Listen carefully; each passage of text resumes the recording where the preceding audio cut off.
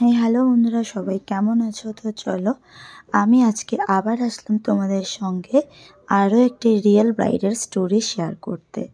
আমার কিন্তু এই কয়েকদিন ধরে এই ধরনের রিয়েল ব্রাইডের স্টোরি শেয়ার করতে বেশ ভাল লাগে। তোমাদের দেখতে কেমন লাগে জানিও।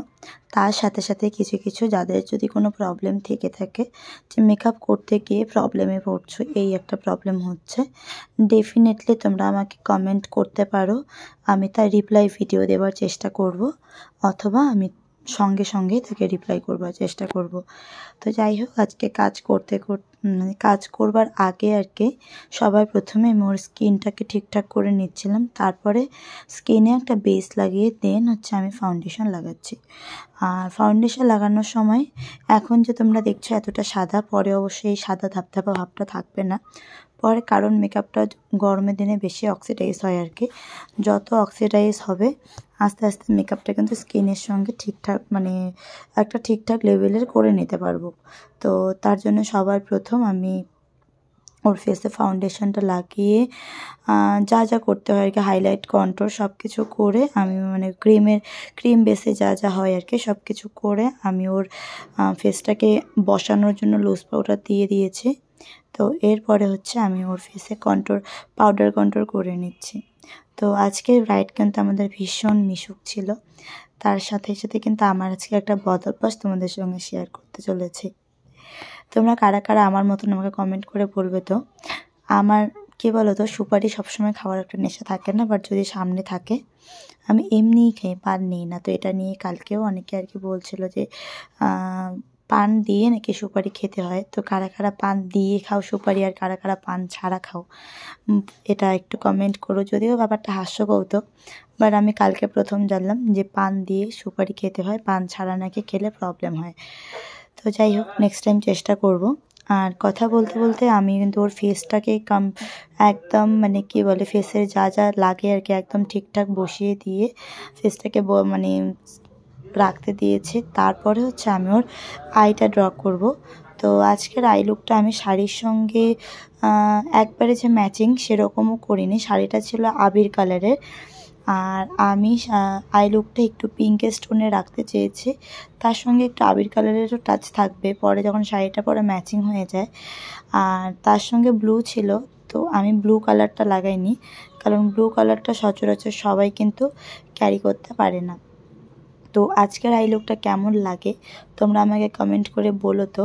আই লুকটা দেখতে থাকো, আশা করি আর যাকে করিয়েছি আর কি আই লুকটা, ব্রাইডের কিন্তু ভীষণ পছন্দ ছিল আই লুকটা। তো তোমাদের কেমন লাগে তোমরা একটু জানিও। আর তার সাথে সাথে আরও একটা কথা আমি বলতে যাচ্ছিলাম। একটা বোন আমাকে কমেন্ট করেছিল যে তুমি যখন ক্লায়েন্টের ফেসে আই লুক করাবে তখন যথেষ্ট হাইজিন মেনটেন করার জন্য দূরে থেকে করবে। তো আমি বোনকে রিপ্লাই একটাই দিচ্ছি, দেখো বোনু, আমি তো যে কাজটা করি সেই কাজটা নিট অ্যান্ড ক্লিন যত হবে তত আমাদের মানুষ আরও ডাকবে। আর রইল বাকি হাইজিন মেনটেন, আমরা যথেষ্ট হাইজিন মেনটেন করেই কাজ করি। যাদের যাদের সঙ্গে কাজ করার এক্সপিরিয়েন্স আজ পর্যন্ত হয়েছে কেউ বলতে পারবে না যে আমরা কোনো কিছুতে হাইজিন মেনটেন করিনি। আর কিছু কিছু জিনিস আছে, সূক্ষ্ম সূক্ষ্ম জিনিস মেকআপের ক্ষেত্রে আর কি, যেগুলো তুমি যদি ঠিকঠাক না করো না পরে মেকআপটা প্যাচি হয়ে যেতে পারে। তো যার জন্য আমাদের আগে থেকেই একটু খেয়াল রাখতে হয় এই সমস্ত জিনিসে। তো তার জন্য আমাদের তখন মোটামুটি 5-10 সেকেন্ডের জন্য একটু মাথাটা সামনের দিকে একটু নিয়ে যেতে হয়। কারণ যতই হোক যে কোনো কাজ পারফেক্টলি না করলে কিন্তু কেউ আমাদের ছেড়ে কথা বলবে না। আর আমি এতটাও বড় মেকআপ আর্টিস্ট হইনি যে কী বলে 2 হাত দূরে থেকে তাকে লিপস্টিক সুন্দরভাবে পরিয়ে দিতে পারবো। আশা করি আমি কেন, কেউ এখন এতটা বড় মেকআপ আর্টিস্ট হয়নি যে 2 হাত দূরে থেকে লিপস্টিক একদম নিট অ্যান্ড ক্লিনভাবে করিয়ে দেবে, তার সঙ্গে আইশ্যাডো। হ্যাঁ, যেগুলোতে দূরে থেকেও কাজটা করা যায়, তোমরা পুরো ভিডিও দেখতে থাকো বুঝতেই পারবে। দূরে থেকে যেগুলোতে কাজ করা যায় সেগুলো ডেফিনেটলি আমরা দূরে থেকেই করি, কিন্তু কিছু কিছু কাজ আছে যেগুলো একদম কাছে যেতেই হয়। আর তখন আমরা ক্লায়েন্টকে যথাসম্ভব বলেই দেই যে এখন কিন্তু আমি একটু তোমার ফেসের সামনে আসবো, সো তুমি কোনো প্রবলেম হলে বলে দেবে তখন। তো আমার মনে হয় যে আমি আমার যতটুকু সাধ্য আর কি ততটুকুই হাইজিন মেনটেন করি। তো যাই হোক, কথা বলতে বলতে কিন্তু আমার ব্রাইডের ফুল লুক কমপ্লিট। আর ব্রাইডকে কিন্তু আজকে কলকা পরাইনি, কলকা ছাড়াই একটা ছোট্ট টিপ দিয়ে ব্রাইডকে রেডি করলাম। ব্রাইডকে প্রথমে একটা বড় টিপ দিতে চেয়েছিলাম, তারপরে ব্রাইড বলল না আমার ছোটোটাই বেশ ভালো লাগে। পরে হচ্ছে এই ছোট্ট টিপটা দিয়েছে। তার সঙ্গে আই লুকটা দেখো, এখন কিন্তু শাড়ির সঙ্গে সুন্দরভাবে ম্যাচ করে গেছে।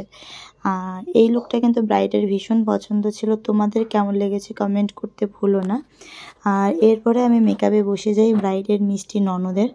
আর ওর পরেও আরও দুজন আমার কাছে মেকআপ করিয়েছিল, বাট আমার ফোনে চার্জ কম থাকায় তাদের ছবি বা ভিডিও কোনো কিছু নেওয়া সম্ভব হয়নি। তার মধ্যে সবাই যেন এখন বৃষ্টির ওয়েদার, কখন আকাশ ভালো কখন খারাপ সেটাও তো বলা যায় না। তো আমাদের যখনই আকাশ ভালো থাকে ফটাফট চলে আসতে হয়। আর সেই ওয়েট করা সম্ভব না যে আমি ছবি তুলবো একটা ভালো জায়গায় গিয়ে বা হেন তেন। আর যত দিন যত সময় যায় বিয়েবাড়িতে দেখবে তত কিন্তু গেস্টদের ভিড় বেড়ে যায়। তো তখন সম্ভব হয় না যে একটা ফাঁকা জায়গায় গিয়ে ছবিটা তুলে নেব।